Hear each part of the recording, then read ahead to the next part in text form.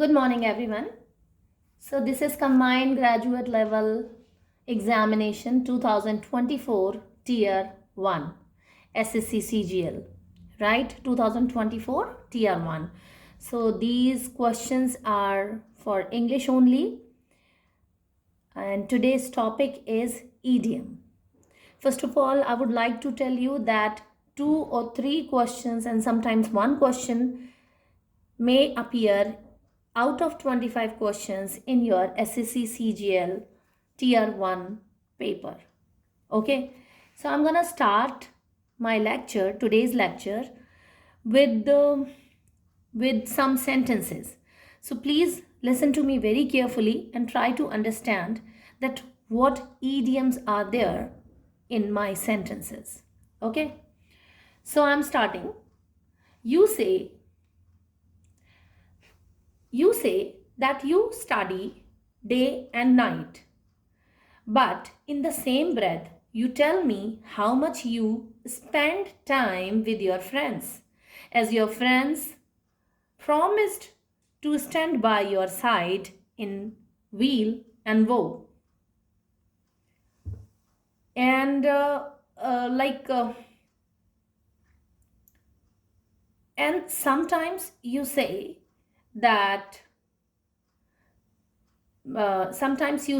that you are a greenhorn when it comes to narrations. Or narration means direct and indirect.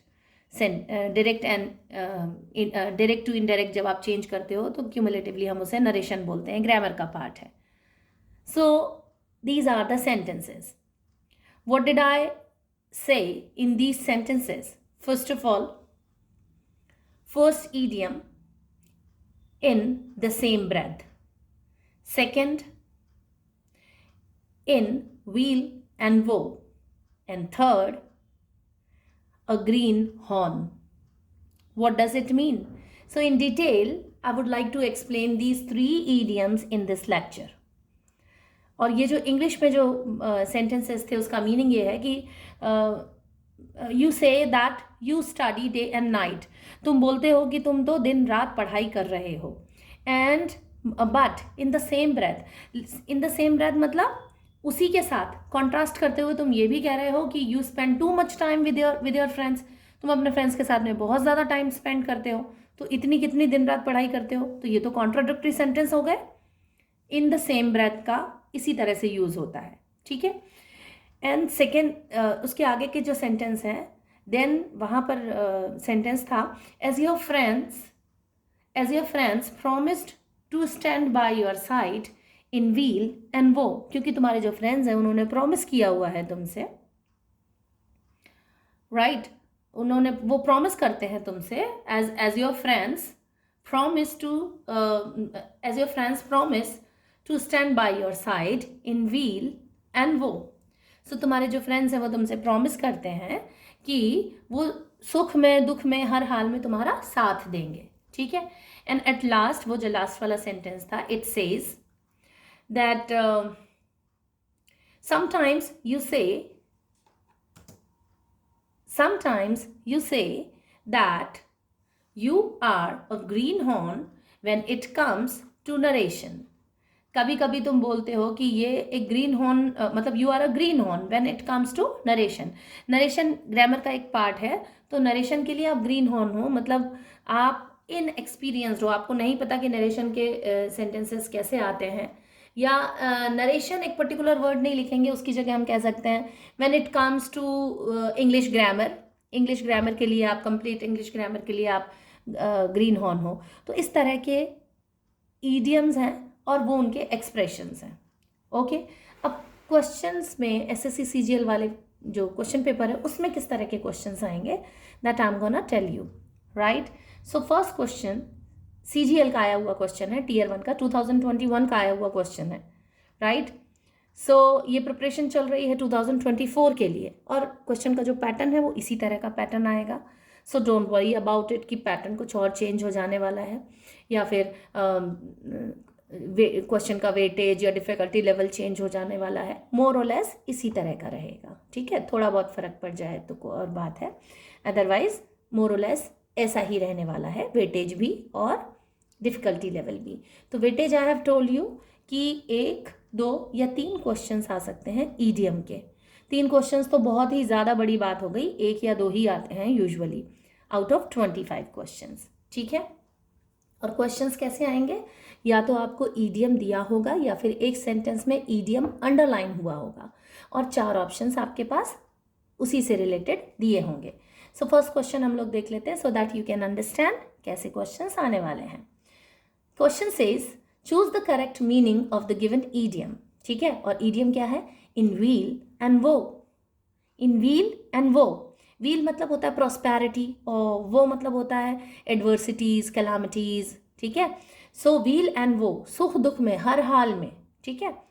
So the phrase in wheel and woe is an archaic expression that conveys the idea of being together in both prosperity means wheel and adversity means woe. Let's break down the meaning of each part. Okay? Wheel. Wheel means this word refers to well-being, prosperity or happiness. When someone is in a state of wheel, they are experience favorable circumstances, success, or good fortune. And what is woe? Woe, on the other hand, signifies sorrow, grief, or distress. It is the opposite of weal and represent difficult or challenging times. So the entire phrase suggests a commitment or a bond that endures through both good times and bad times. It often appears in vows, promises, or commitments, indicating a pledge to support and stand by someone regardless of the circumstances they may face, whether those are times of happiness and prosperity or times of sorrow and adversity. तो wheel and वो दोनों का मतलब होता है कि हर सुख और दुख में किसी भी तरह की कोई अच्छी प्रॉस्पेरिटी हो, सब फॉर्च्यून हो, आपका गुड लक हो, सक्सेस हो तो भी साथ हैं, और कोई दुख हो, तकलीफ हो तो भी साथ हैं। तो ये जो व्हील एंड वो है, इन व्हील एंड वो, सुख दुख में, ये तो एक प्रॉमिस की तरह ही काम आएगा, प्लेज की तरह ही काम आएगा, है ना।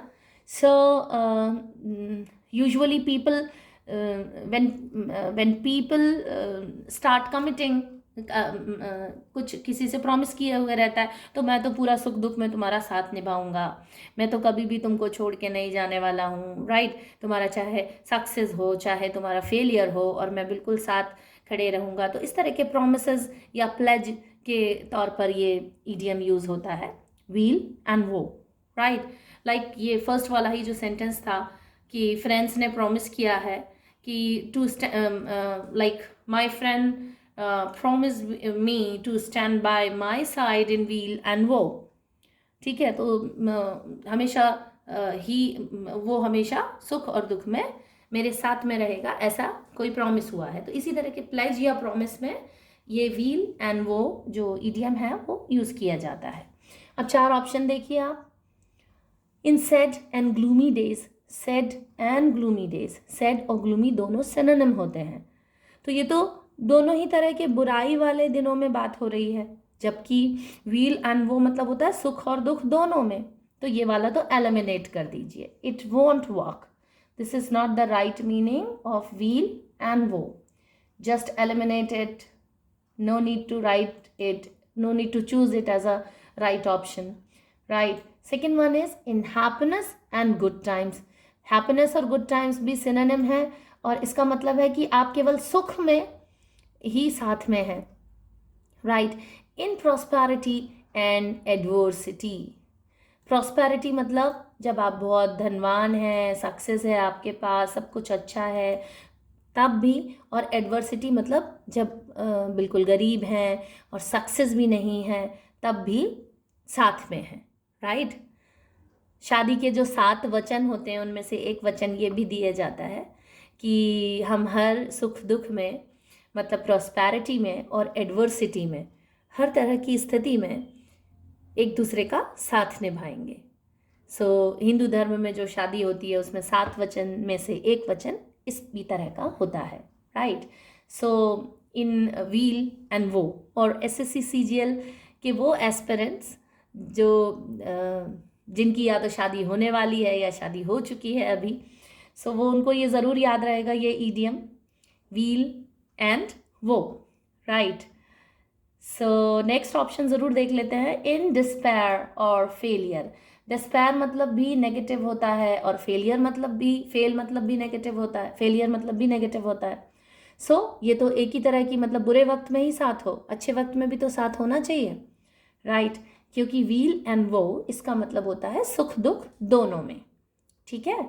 Okay, so right option would be in prosperity and adversity. Okay, एक तरीका बहुत अच्छा होता है राइट आंसर तक पहुंचने का, आप एलिमिनेट करते चलिए। सबसे पहले तो सबसे दो जो वीकेस्ट जो ऑप्शन होते हैं उन्हें आप एलिमिनेट कर दीजिए। उसके बाद में आपको हो सकता है दो ऑप्शन में कन्फ्यूज़न हो रहा हो, तब फिर ध्यान से देखिए कि इन दोनों में से जो राइट ऑप्शन है वो क्या होगा। तो इस तरह से आपकी गलत आंसर तक पहुंचने की जो पॉसिबिलिटी है वो काफ़ी कम हो जाती है। एलिमिनेशन मेथड है ये, और काफ़ी सक्सेसफुल मेथड है ये, ठीक है। You should be quite vigilant while finding the right answer.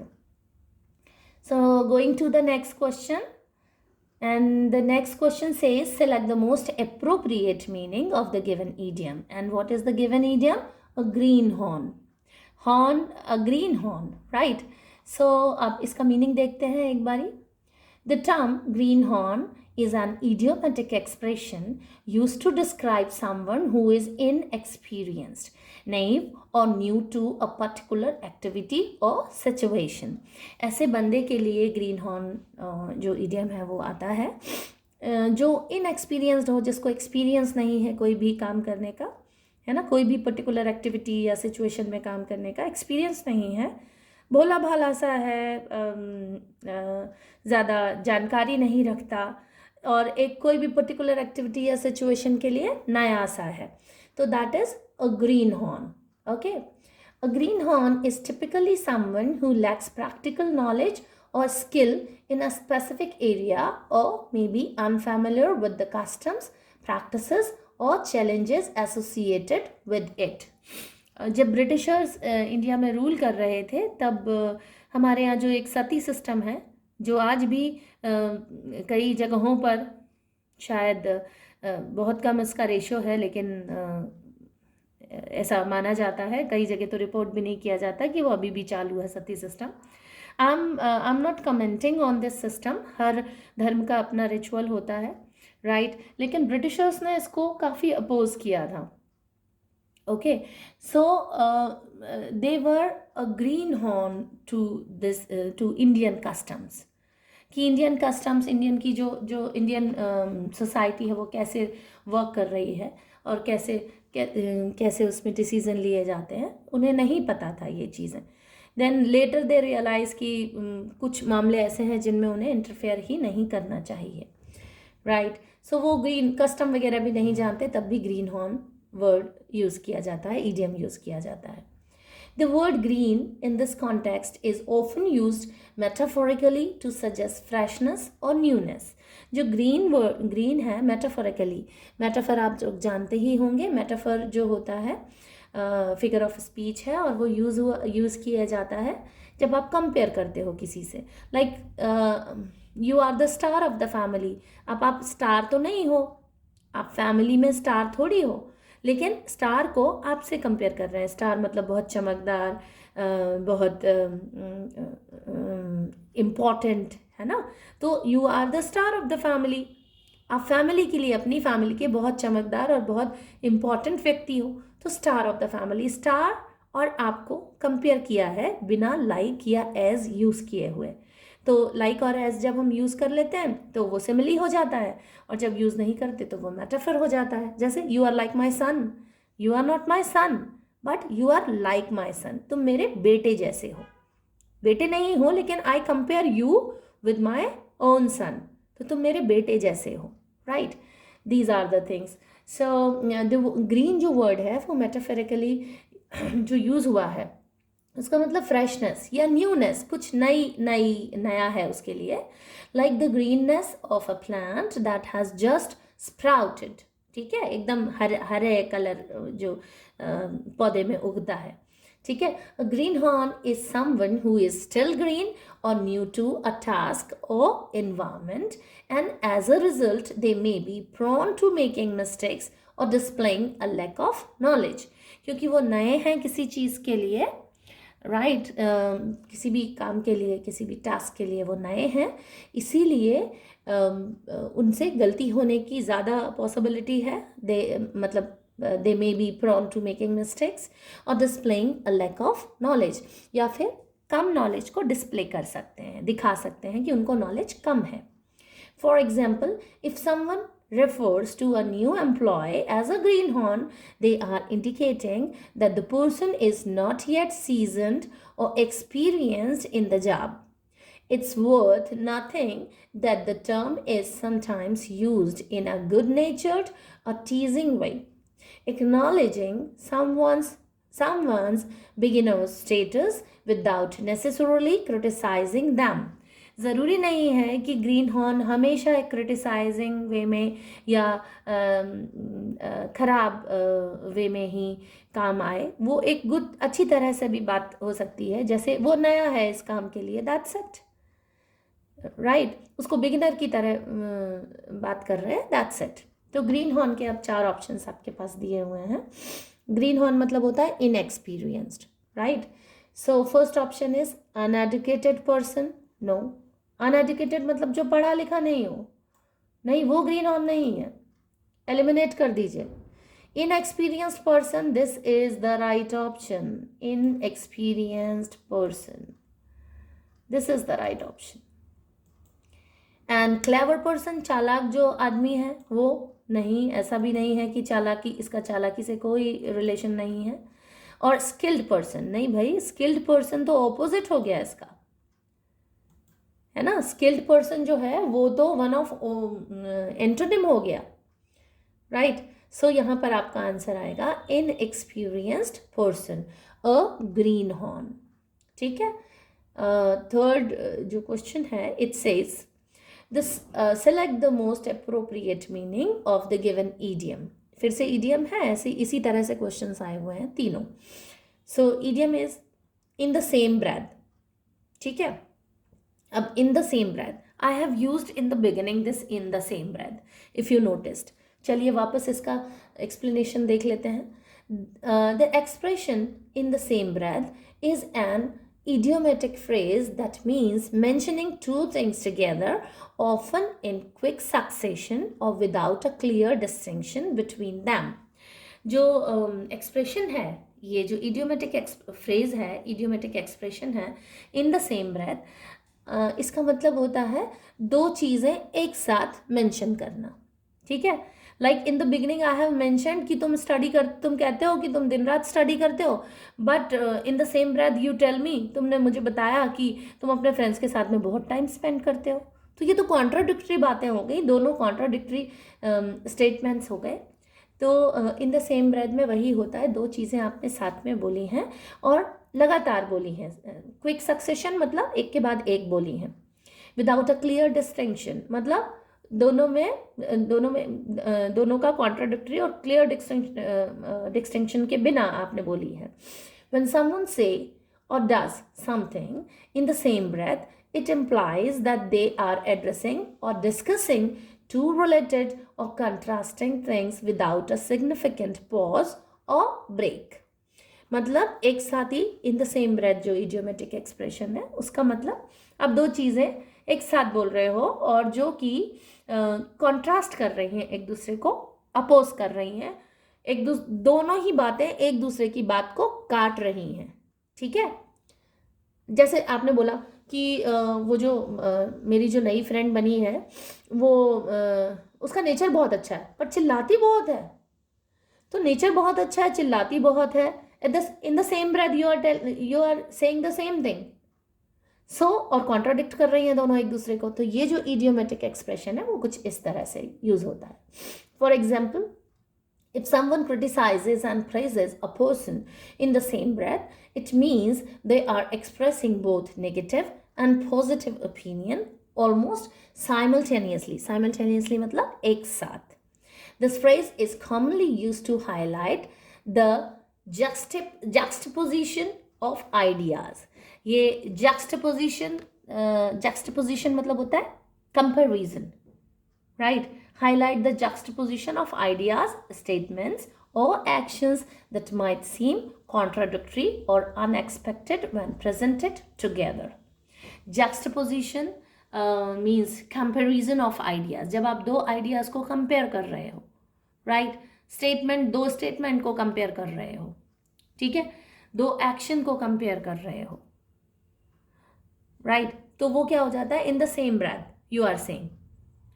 Contrast जब आ जाता है, आपने कोई मूवी देखी, इट वॉज सीरियसली सो, मतलब I like the movie very much, लेकिन इसका क्लाइमैक्स बहुत बोरिंग था.